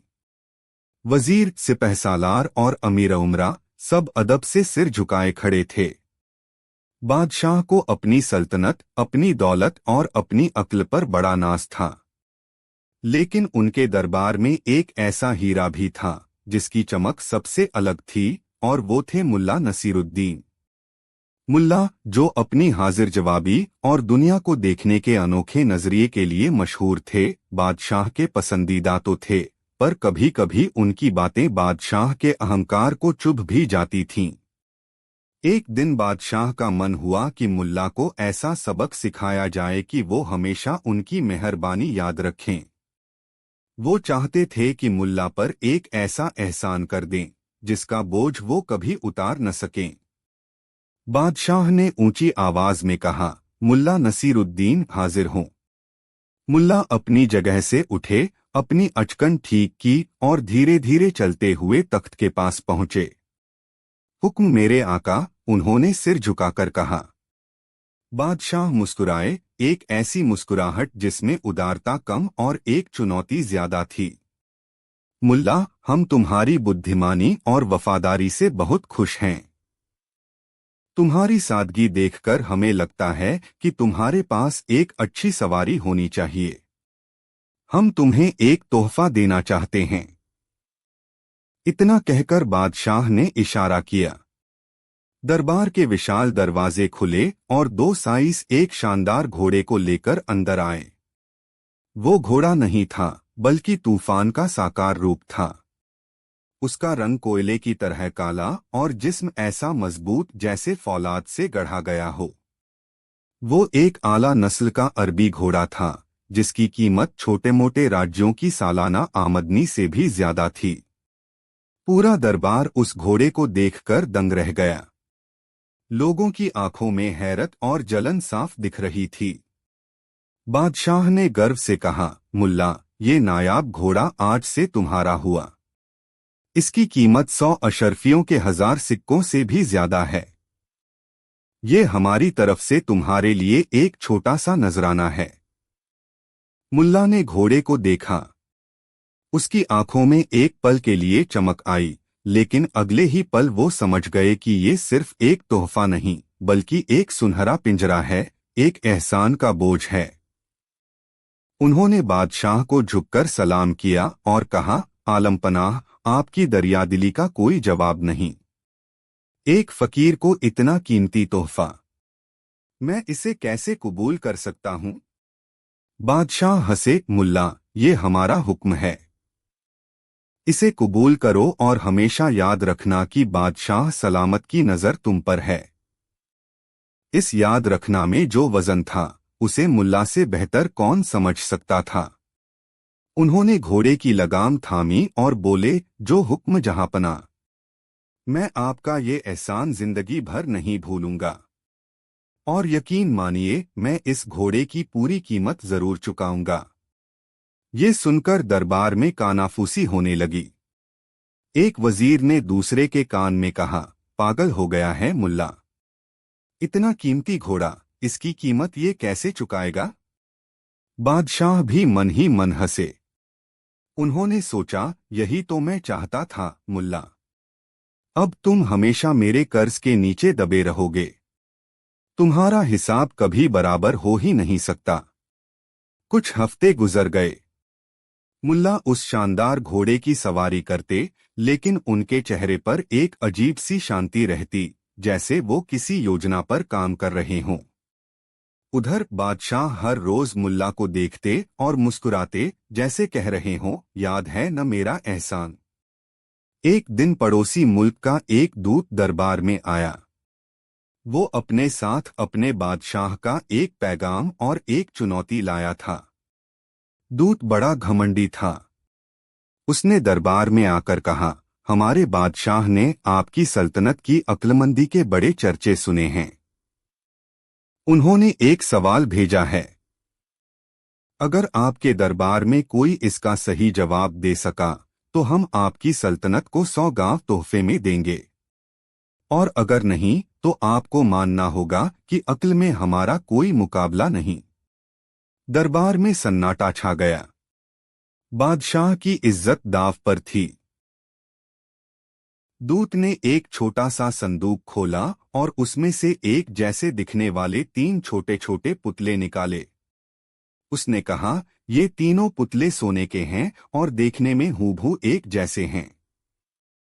लेकिन इनमें से एक सबसे अच्छा है, एक औसत है और एक सबसे बुरा है। आपको बिना तोड़े या खोले बताना है कि कौन सा क्या है। बादशाह ने अपने सबसे काबिल वजीरों को बुलाया। वजीरों ने पुतलों को उठाया, वजन देखा, उन्हें हर तरफ से परखा, लेकिन कोई फर्क नजर नहीं आया। सबने हार मान ली। बादशाह का चेहरा चिंता से पीला पड़ गया। उनकी सल्तनत की इज्जत मिट्टी में मिलने वाली थी। तभी मुल्ला नसीरुद्दीन आगे आए। अगर इजाजत हो तो एक कोशिश मैं भी करूं जहांपना। बादशाह ने निराश होकर हामी भर दी। मुल्ला ने तीनों पुतले हाथ में लिए और ध्यान से देखा। फिर उन्होंने एक साइज से घोड़े के बाल से एक पतला मजबूत रेशा लाने को कहा। रेशा आया। मुल्ला ने पहला पुतला उठाया और उसके कान में वो रेशा डाला। रेशा दूसरे कान से बाहर निकल आया। मुल्ला ने कहा, ये सबसे बुरा है। ये उस इंसान की तरह है जो एक कान से सुनता है और दूसरे से निकाल देता है। उस पर किसी बात का कोई असर नहीं होता। फिर उन्होंने दूसरा पुतला उठाया और उसके कान में रेशा डाला। रेशा पुतले के मुंह से बाहर आ गया। मुल्ला बोले, ये औसत है। ये उस इंसान की तरह है जो सुनता तो है, पर सुनी हुई हर बात को बिना सोचे समझे दूसरों को बता देता है। ये राज नहीं रख सकता। आखिर में उन्होंने तीसरा पुतला उठाया और उसके कान में रेशा डाला। रेशा अंदर चला गया, लेकिन कहीं और से बाहर नहीं निकला। मुल्ला मुस्कुराए और बोले, और ये जहांपनाह सबसे अच्छा है। ये उस ज्ञानी इंसान की तरह है जो सुनता है, उसे अपने अंदर रखता है, उस पर मनन करता है और ज्ञान को अपने भीतर समा लेता है। दूत का मुंह खुला का खुला रह गया। पूरा दरबार तालियों की गड़गड़ाहट से गूंज उठा। बादशाह का सीना गर्व से चौड़ा हो गया। उन्होंने दूत को 100 गांव के दस्तावेज के साथ विदा किया। जब दरबार खाली हुआ तो बादशाह ने मुल्ला को पास बुलाया। मुल्ला, आज तुमने हमारी इज्जत रख ली। तुम जो मांगोगे मिलेगा। मुल्ला ने अदब से सिर झुकाया और कहा, मुझे कुछ नहीं चाहिए आलमपना। बस इसे उस शानदार घोड़े की पहली किश्त समझिएगा। बादशाह ये सुनकर हैरान रह गए। उन्होंने सोचा था कि मुल्ला इनाम मांगेंगे, लेकिन मुल्ला ने तो उनके एहसान का एक हिस्सा चुका दिया था। खेल अब बराबरी का होने लगा था। कुछ महीने और बीत गए। सल्तनत में सब कुछ ठीक था, लेकिन बादशाह अंदर से बेचैन रहने लगे थे। उन्हें रात में नींद नहीं आती थी। शाही हकीमों की दवाइयां बेअसर थीं। उन्हें हर वक्त सल्तनत की चिंता, दुश्मनों का डर और भविष्य की अनिश्चितता सताती रहती। वो महलों की शानो शौकत में भी सुकून नहीं ढूंढ पा रहे थे। एक रात जब बादशाह अपने बिस्तर पर करवटें बदल रहे थे, तो उन्होंने मुल्ला को याद किया। उन्होंने फौरन मुल्ला को बुलवाया। मुल्ला आधी रात को हाजिर हुए। बादशाह ने अपनी परेशानी बताई। मुल्ला, इस तख्त ने, इस ताज ने मेरा सुकून छीन लिया है। मुझे कोई रास्ता दिखाओ। मुल्ला ने कहा, जहां पनाह, इसका इलाज शाही महल में नहीं, शहर की गलियों में है। अगर आप इजाजत दें तो मेरे साथ एक आम इंसान की तरह भेस बदलकर चलें। बादशाह को ये बात अजीब लगी, लेकिन वो इतने परेशान थे कि तैयार हो गए। दोनों ने साधारण कपड़े पहने और रात के अंधेरे में महल से निकल गए। मुल्ला बादशाह को शहर के उन हिस्सों में ले गए जहां उन्होंने पहले कभी कदम नहीं रखा था। उन्होंने एक गरीब मजदूर के घर के बाहर रुककर देखा, जो दिन भर की मेहनत के बाद अपनी सूखी रोटी और प्याज बड़े चाव से खा रहा था और अपने बच्चों के साथ हंस रहा था। उन्होंने एक छोटी सी सराय में मुसाफिरों को अपनी कहानियां सुनाते और गाते हुए देखा। उन्होंने एक बूढ़े कारीगर को देखा जो रात के दिए की रोशनी में अपनी कला को निखार रहा था, और उसके चेहरे पर थकान नहीं बल्कि संतोष का भाव था। वो एक मस्जिद के बाहर रुके जहां एक फकीर बिना किसी फिक्र के गहरी नींद में सो रहा था, और उसके चेहरे पर ऐसी शांति थी जो बादशाह ने अपने रेशमी बिस्तरों पर कभी महसूस नहीं की थी। सुबह होने से पहले वो महल लौट आए। बादशाह की आंखों में आंसू थे, लेकिन उनका मन हल्का हो चुका था। उन्होंने उस रात जीवन का वो सच देखा था जो महलों की ऊंची दीवारों के पार था। उन्होंने समझा कि सच्ची दौलत और सुकून बाहरी चीजों में नहीं, बल्कि मन की शांति और छोटी छोटी खुशियों में है। बादशाह ने मुल्ला का हाथ पकड़ लिया। मुल्ला, आज तुमने मुझे सल्तनत के खजानों से भी कीमती चीज दी है, मन की शांति। मैं तुम्हारा ये एहसान कैसे चुकाऊंगा? मुल्ला नसीरुद्दीन ने बड़ी विनम्रता से जवाब दिया, आलमपनाह, चुकाने की जरूरत नहीं। यह उस घोड़े की दूसरी किश्त थी। अब घोड़े का आधा दाम चुक गया। बादशाह एक बार फिर निशब्द हो गए। मुल्ला ने पैसे से नहीं बल्कि जिंदगी के एक अनमोल सबक से अपना कर्ज उतारा था। बादशाह को अब लगने लगा था कि ये हिसाब बराबर करना उनके लिए मुश्किल होता जा रहा है। समय बीतता गया। बादशाह अब मुल्ला को सिर्फ एक मस्खरा नहीं बल्कि एक ज्ञानी और सच्चा दोस्त मानने लगे थे। लेकिन उनके मन में अब भी हिसाब बराबर करने की बात अटकी हुई थी। एक दिन दरबार में एक पेचीदा मामला आया। एक अमीर व्यापारी और एक गरीब किसान के बीच जमीन का झगड़ा था। व्यापारी ने जाली दस्तावेज बनवाकर किसान की पुश्तैनी जमीन हड़प ली थी। काजी और वजीर सब व्यापारी के धन से प्रभावित थे और फैसला उसी के हक में सुनाने वाले थे। किसान बेचारा रो रो कर अपनी सच्चाई बयान कर रहा था, पर कोई उसकी सुनने को तैयार नहीं था। बादशाह भी असमंजस में थे। व्यापारी सल्तनत को बहुत सारा कर देता था और उसे नाराज करना खजाने के लिए अच्छा नहीं था। वो एक गलत फैसला करने ही वाले थे कि उनकी नजर मुल्ला पर पड़ी, जो चुपचाप सब देख रहे थे। बादशाह ने कहा, मुल्ला, इस मामले पर तुम्हारी क्या राय है? मुल्ला आगे आए और बोले, जहांपनाह, फैसला करने से पहले मैं आपको एक कहानी सुनाना चाहता हूं। दरबार शांत हो गया।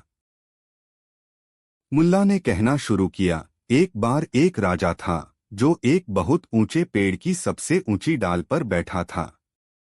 उसे अपनी ऊंचाई पर बड़ा गुमान था। नीचे खड़े लोग उसे चेता रहे थे कि डाल कमजोर है, लेकिन वो हंसता रहा। फिर उसने सोचा कि क्यों न इस डाल को काटकर नीचे वालों पर अपनी ताकत का रौब जमाया जाए। उसने कुल्हाड़ी उठाई और उसी डाल को काटना शुरू कर दिया जिस पर वो खुद बैठा था। मुल्ला इतना कहकर चुप हो गए। कहानी छोटी थी पर उसका मतलब बहुत गहरा था। बादशाह का चेहरा सफेद पड़ गया। वो समझ गए कि मुल्ला क्या कह रहे हैं। सल्तनत का पेड़ इंसाफ की जड़ों पर खड़ा होता है। अगर राजा खुद ही इंसाफ की डाल को काटेगा तो वो अपनी प्रजा के साथ खुद भी नीचे गिरेगा। एक अमीर व्यापारी को खुश करने के लिए एक गरीब के साथ नाइंसाफी करना अपनी ही सल्तनत की जड़ें काटना है। बादशाह ने तुरंत मामले की दोबारा जांच का हुक्म दिया। सच्चाई सामने आ गई। किसान को उसकी जमीन वापस मिली और धोखेबाज व्यापारी को सजा हुई। पूरे राज्य में बादशाह के इंसाफ का डंका बज गया। उस शाम बादशाह ने मुल्ला को अकेले में बुलाया। मुल्ला, आज तुमने मुझे एक बहुत बड़ी गलती करने से बचा लिया।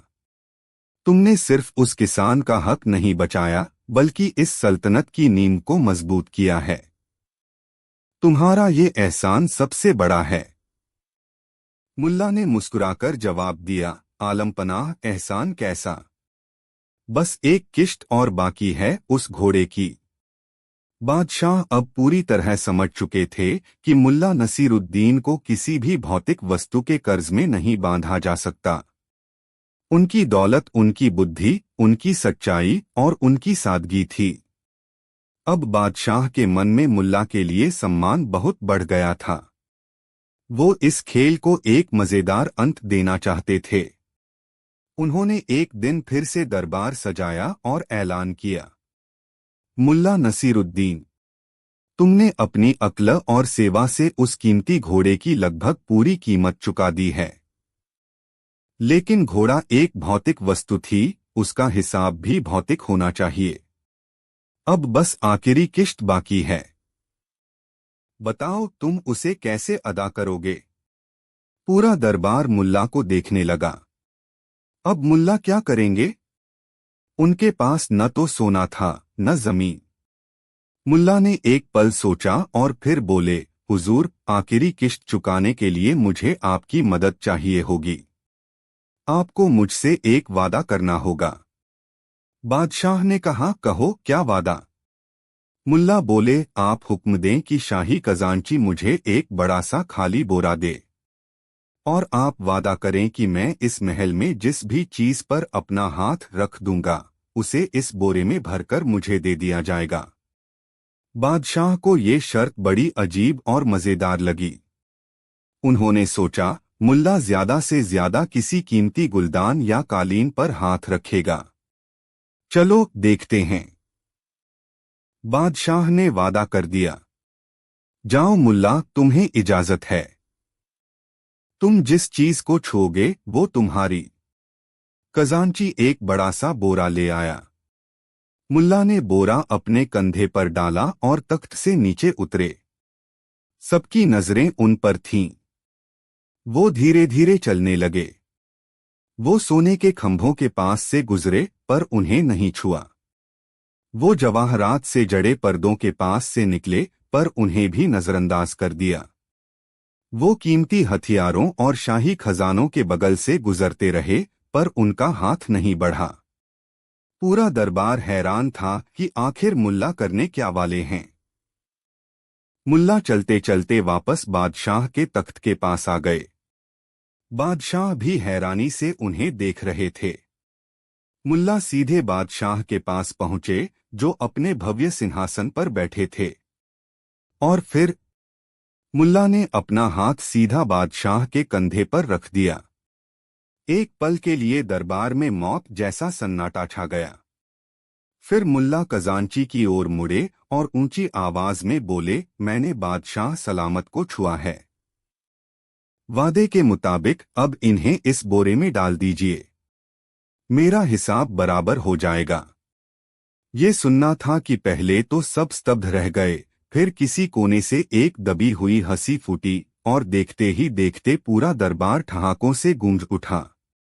वजीर हंस रहे थे, सिपहसालार हंस रहे थे और सबके बाद खुद बादशाह सलामत भी अपने सिंहासन पर बैठे बैठे पेट पकड़कर हंसने लगे।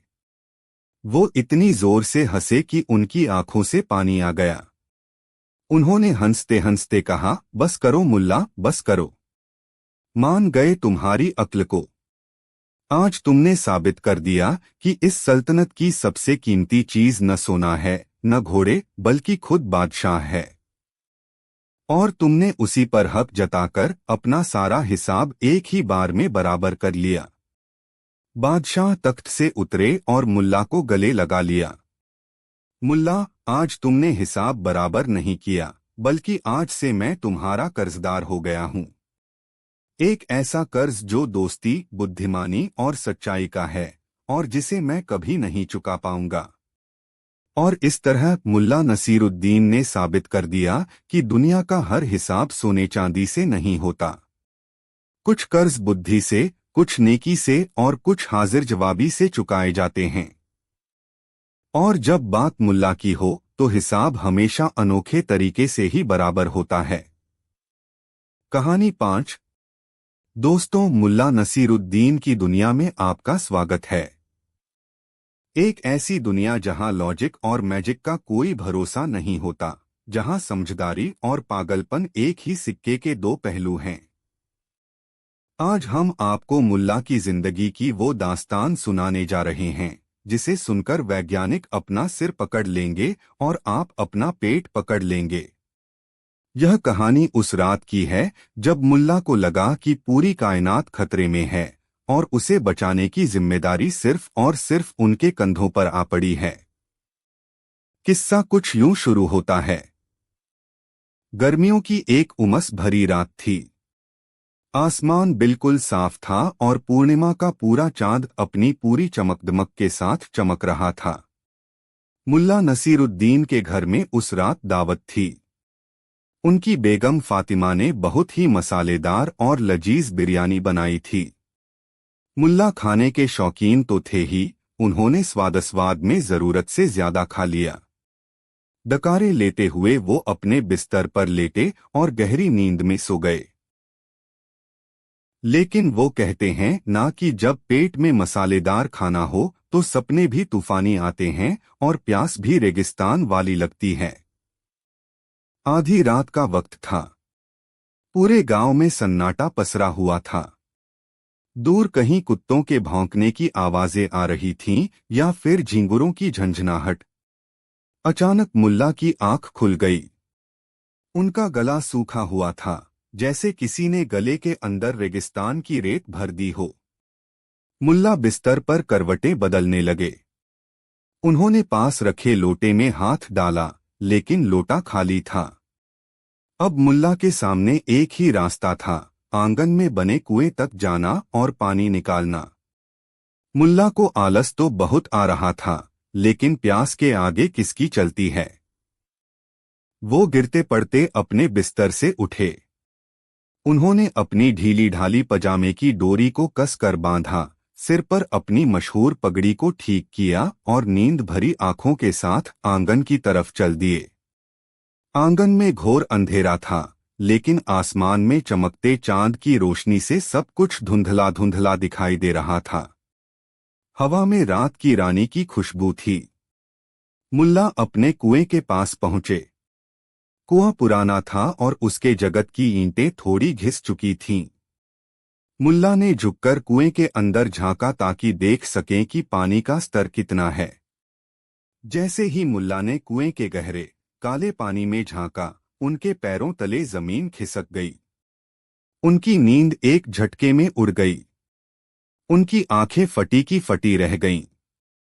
उन्होंने देखा कि कुएं के पानी में चांद पड़ा हुआ है। जी हाँ, आसमान का वो खूबसूरत चमकीला चांद जिसे दुनिया वाले पूजते हैं, जिस पर शायर कविताएं लिखते हैं, वो बेचारा आज मुल्ला के पुराने काई लगे कुएं में गिरा पड़ा था। पानी शांत था, इसलिए चांद का प्रतिबिंब बिल्कुल साफ और गोल दिखाई दे रहा था। मुल्ला का दिल जोर जोर से धड़कने लगा। वो घबरा गए। उन्होंने इधर उधर देखा, जैसे किसी को मदद के लिए बुलाना चाहते हों। फिर उन्होंने खुद से बात करना शुरू किया। उन्होंने अपने माथे पर हाथ मारा और बुदबुदाए कि हे खुदा, ये कैसा अनर्थ हो गया। ये आसमान का सितारा, ये रात का राजा, आखिर मेरे ही कुएं में क्यों गिरा। क्या आसमान में कोई कील ढीली हो गई थी, या फिर चांद भी मेरी तरह प्यासा था और पानी पीने के लिए नीचे झुका और गिर गया। मुल्ला को चांद पर बहुत तरस आया। उन्होंने सोचा कि बेचारा चांद कितना डरा हुआ होगा। वहां नीचे पानी कितना ठंडा और गहरा है। अगर इसे जल्दी बाहर नहीं निकाला गया तो ये डूब जाएगा या फिर इसे निमोनिया हो जाएगा। और अगर चांद डूब गया तो दुनिया में हमेशा के लिए अंधेरा हो जाएगा। फिर लोग ईद कैसे मनाएंगे? करवा चौथ का क्या होगा? और तो और रात को चोरों को चोरी करने में कितनी दिक्कत होगी। नहीं नहीं, मुल्ला ने अपनी छाती ठोकी और तय किया कि वो ऐसा नहीं होने देंगे। उन्होंने कसम खाई कि चाहे जान चली जाए लेकिन वो इस चांद को बचाकर रहेंगे। आज मुल्ला नसीरुद्दीन एक साधारण इंसान नहीं बल्कि ब्रह्मांड के रक्षक बन चुके थे। मुल्ला पागलों की तरह आंगन में दौड़ने लगे। उन्हें कुछ ऐसा चाहिए था जिससे वो चांद को बाहर खींच सकें। उनकी नजर एक कोने में पड़ी एक मोटी रस्सी पर गई। रस्सी के एक सिरे पर एक लोहे का हुक यानी कांटा बंधा हुआ था, जिसका इस्तेमाल अक्सर बाल्टी डूब जाने पर उसे निकालने के लिए किया जाता था। मुल्ला की आंखों में चमक आ गई। उन्होंने कहा कि मिल गया। यही वो यंत्र है जो आज इतिहास रचेगा। मुल्ला रस्सी लेकर कुएं के जगत पर चढ़ गए। उन्होंने नीचे झांका। चांद अभी भी वहीं था, चुपचाप, शांत। मुल्ला ने चांद को दिलासा देते हुए धीरे से कहा कि घबराओ मत मेरे दोस्त। मुल्ला नसीरुद्दीन अभी जिंदा है। मैं तुम्हें इस काल कोठरी से बाहर निकाल लूंगा। बस तुम मेरा साथ देना और ज्यादा हाथ पैर मत मारना। मुल्ला ने रस्सी का फंदा बनाया और बड़ी सावधानी से कुएं के अंदर डाला। उन्होंने निशाना साधा और हुक को पानी की तरफ फेंका। छपाक! पानी में हलचल हुई। लहरें उठीं और चांद का अक्स हिलने लगा, बिखरने लगा। मुल्ला घबरा गए। उन्होंने कहा कि ओ, माफ करना दोस्त, तुम्हें चोट तो नहीं लगी? मैं थोड़ा और आराम से कोशिश करता हूं। मुल्ला ने इंतजार किया। जब पानी शांत हुआ और चांद वापस गोल दिखाई देने लगा तो उन्होंने दोबारा कोशिश की। इस बार उन्होंने हुक को थोड़ा और गहरा जाने दिया। वो चाहते थे कि हुक चांद के नीचे फंस जाए ताकि उसे बाल्टी की तरह ऊपर खींचा जा सके। किस्मत का खेल देखिए, कुएं की गहराई में एक बड़ा और भारी पत्थर निकला हुआ था। मुल्ला का फेंका हुआ लोहे का हुक उस पत्थर के नीचे जाकर बुरी तरह फंस गया। मुल्ला ने रस्सी को ऊपर खींचने की कोशिश की। रस्सी तन गई। वो हिली नहीं। मुल्ला को लगा कि हुक चांद में फंस गया है। वो खुश हो गए। मुल्ला चिल्लाए कि शाबाश, पकड़ लिया। आखिरकार मैंने तुम्हें पकड़ ही लिया। अब मुल्ला ने खींचना शुरू किया। लेकिन चांद यानी वो पत्थर तो बहुत भारी था। मुल्ला ने थोड़ा जोर लगाया लेकिन रस्सी टस से मस नहीं हुई। मुल्ला ने पसीना पोंछते हुए कुएं में झांककर कहा कि अरे भाई, तुम तो देखने में बहुत हल्के लगते हो, रुई के फाहे जैसे। लेकिन वजन तो देखो तुम्हारा। लगता है सदियों से सिर्फ लोगों की तारीफें और शायरों के लफ्ज खा खाकर मोटे हो गए हो, या फिर पानी पी पी कर फूल गए हो। मुल्ला ने फिर से अपनी कमर कसी। उन्होंने अपने दोनों पैर कुएं की जगत पर जमाए, रस्सी को अपने दोनों हाथों में लपेटा और अपनी पूरी ताकत लगा दी। मुल्ला के चेहरे की नसें तन गईं। उनका चेहरा लाल हो गया। वो दांत भींचकर घुर्राने लगे। हुआ हुआ। वो मन ही मन सोच रहे थे कि ये चांद बाहर आने में नखरे क्यों कर रहा है। शायद इसे मेरा कुआं पसंद आ गया है। या शायद इसे डर लग रहा है। मुल्ला ने खींचते खींचते कहा कि ए चांद, जिद मत करो, बाहर आओ। तुम्हारी जगह वहां आसमान में है, मेरे इस गंदे कुएं में नहीं। मेरे पास तुम्हें खिलाने के लिए कुछ नहीं है। ऊपर जाओ, वहां सितारे तुम्हारा इंतजार कर रहे हैं। मुल्ला ने एक और झटका दिया। रस्सी थोड़ी सी ऊपर आई, या शायद तनी। मुल्ला को लगा कि सफलता मिल रही है। उन्होंने सोचा कि बस थोड़ी मेहनत और पूरी दुनिया मुझे याद रखेगी। कल अखबार में खबर छपेगी, मुल्ला नसीरुद्दीन चांद के मसीहा। बादशाह मुझे इनाम देंगे। शायद मुझे शाही खगोलशास्त्री बना दिया जाए। इस ख्याल ने मुल्ला के अंदर नई ऊर्जा भर दी। उन्होंने एक गहरी सांस ली, अपनी एड़ियां जमीन में गड़ाईं और अपनी जान की बाजी लगाते हुए एक आखिरी, सबसे जोरदार झटका दिया। उन्होंने पूरी ताकत से रस्सी को पीछे की तरफ खींचा। और तभी वो हुआ जो होना था। नीचे कुएं में जिस पत्थर में हुक फंसा हुआ था, वो हुक के दबाव से टूट गया, या शायद हुक वहां से फिसल गया। जैसे ही हुक छूटा, रस्सी का तनाव, टेंशन एक सेकंड में खत्म हो गया। मुल्ला तो पूरी ताकत से पीछे की तरफ खींच रहे थे। जैसे ही रस्सी ढीली हुई, मुल्ला का संतुलन बिगड़ गया। वो किसी रॉकेट की रफ्तार से पीछे की तरफ उड़े और धड़ाम से अपनी पीठ के बल जमीन पर गिरे। आवाज इतनी जोर की थी कि आंगन में सो रही बिल्ली भी डरकर भाग गई। मुल्ला की पीठ में जबरदस्त दर्द हुआ। उनकी पगड़ी खुल गई और दूर जा गिरी। उनकी चप्पलें हवा में उड़ती हुई कहीं और जा गिरीं। मुल्ला दर्द से कराह उठे, हाय मैया, मेरी कमर, हाय मेरी हड्डी फिसली। वो कुछ देर तक जमीन पर चित पड़े रहे। उनकी आंखों के सामने तारे नाच रहे थे। उन्हें लगा कि शायद चांद को बचाने के चक्कर में वो खुद अल्लाह को प्यारे हो गए हैं। लेकिन धीरे धीरे उनका होश ठिकाने आया। उन्होंने अपनी आंखें खोलीं।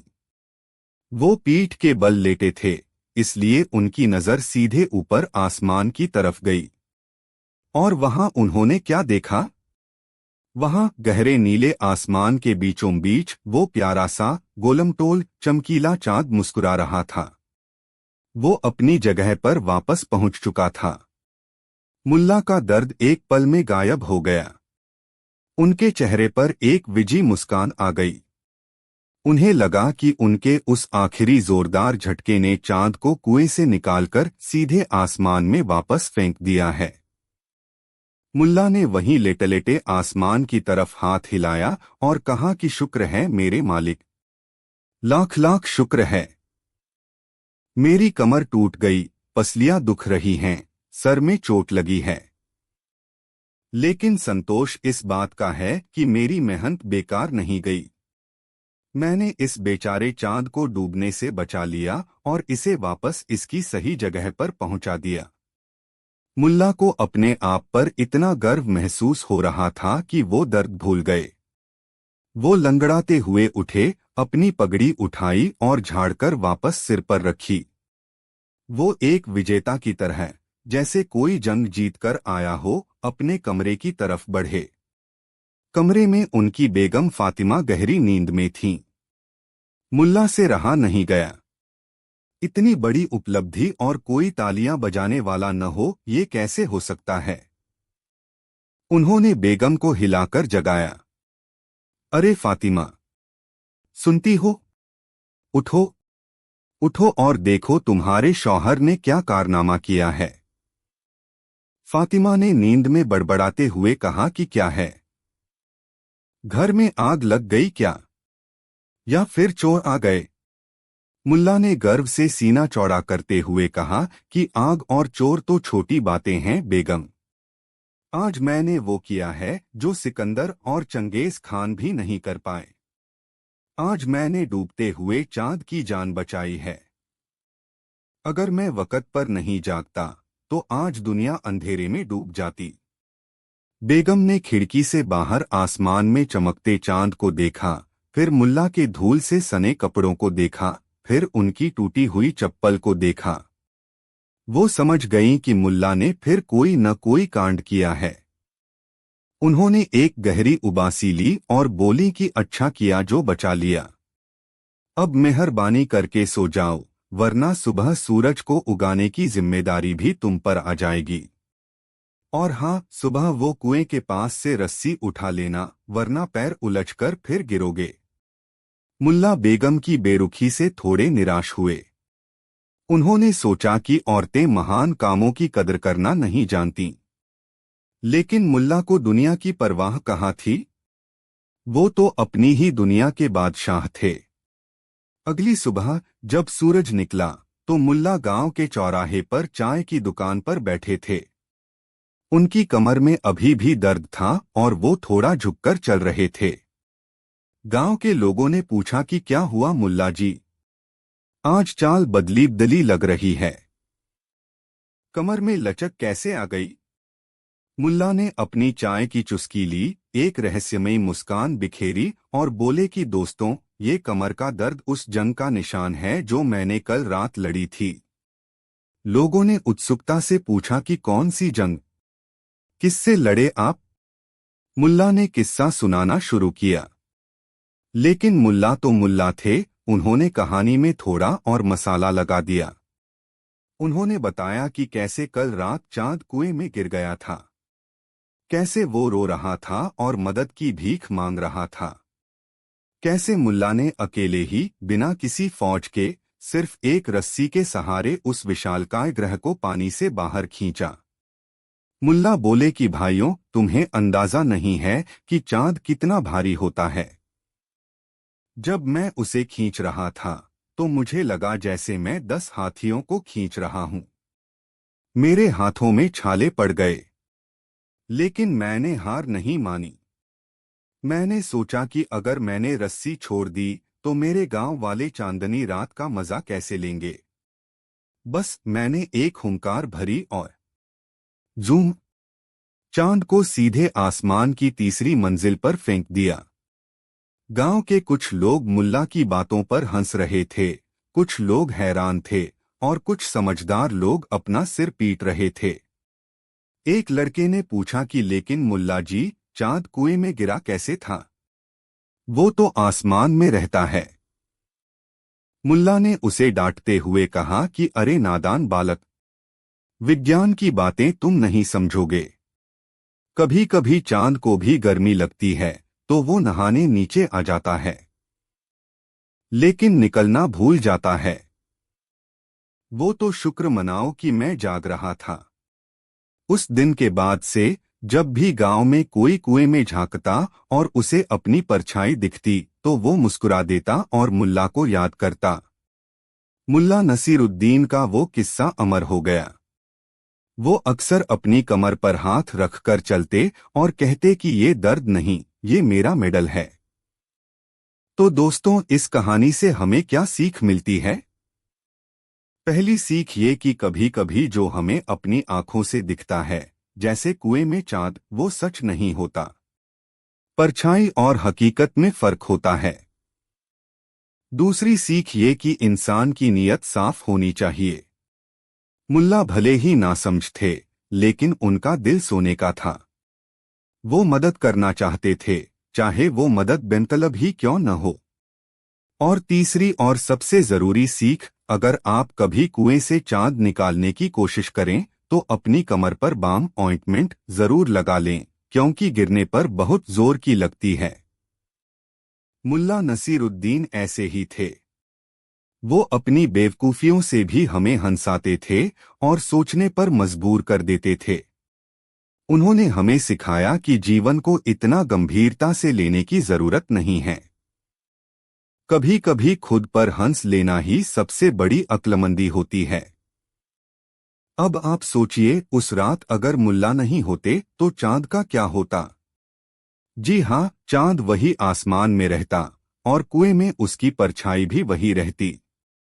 लेकिन दुनिया एक बेहतरीन कहानी से महरूम रह जाती। मुल्ला की वजह से ही तो ये दुनिया इतनी रंगीन और मजेदार है। तो अगली बार जब आप रात को आसमान में पूरा चांद देखें तो एक बार मुस्कुराइएगा जरूर।